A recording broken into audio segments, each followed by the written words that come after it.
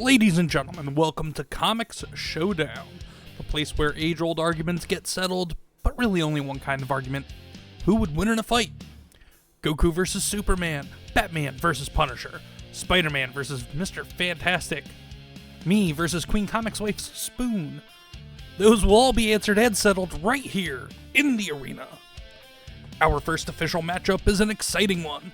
Two of Spider-Man's oldest villains, who have hung around since the early days of Amazing Spider-Man. Let's not drag this out any longer and introduce the challengers.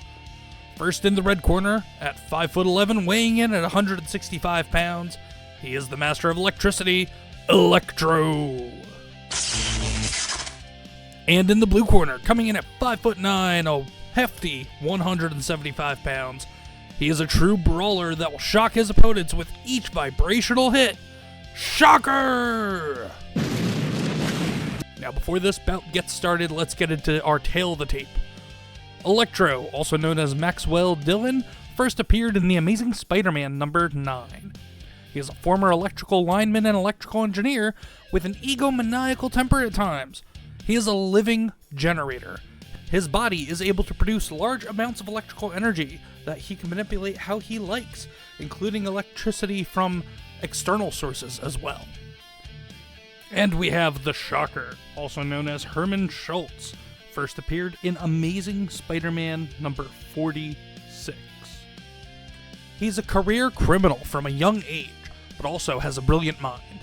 In prison, he developed his Vibro Shock Gauntlets, which produce vibrational shockwaves that he can control the levels of and the violence of. And he can even create a protective barrier as well. Now let's turn it over to our referee, who's going to get this fight started just the way we like it, short and sweet. Let's get it on!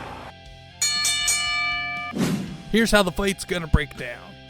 Electro clearly has the edge in terms of raw power and speed due to his ability to produce and manipulate electricity, both from external sources and within his own body. Shocker needs to keep his head level and think fast if he wants to have a chance of making it out of this. Electro would probably start with lightning bolt projectiles at Shocker from a distance, which Shocker could easily handle the weaker blasts, as his suit is insulated to help protect his body from the vibrational shockwaves of his own gauntlets. Shocker then could go on the counterattack, targeting buildings in Electro's path as he's flying and swarming him, trying to knock large pieces of debris off of buildings to hit Electro with and knock him to the ground. But Electro is just too fast. Light is faster than sound, after all, which in this case is Electro's electricity versus Shocker's vibrations. But Shocker is quick on his feet and realizes that he has to get Electro in close range and a tight space. So he books it down a cluttered alleyway, making it hard for Electro to hit him. Electro becomes frustrated and loses himself in his emotions, as he is prone to do, and without thinking follows Shocker down the alleyway. Once he makes a corner down the alley, he runs, bam, face first, into a vibrational shield that Shocker has produced, knocking Electro to the ground momentarily and stunning him. Shocker would then close in and get several almost earthquake-like punches off, as Shocker is accustomed to doing during his brawls as a street thug and during his time in prison as a career criminal. Once Electro takes a good walloping and is stunned, this is where Shocker tries to take the fight. If there's a set of pipes for a building's water supply or a water tower somewhere above head, he'd destroy either the pipes or the water tower with a directed shockwaves from his gauntlets, in the hopes that the water would hit Electro, short-circuiting him.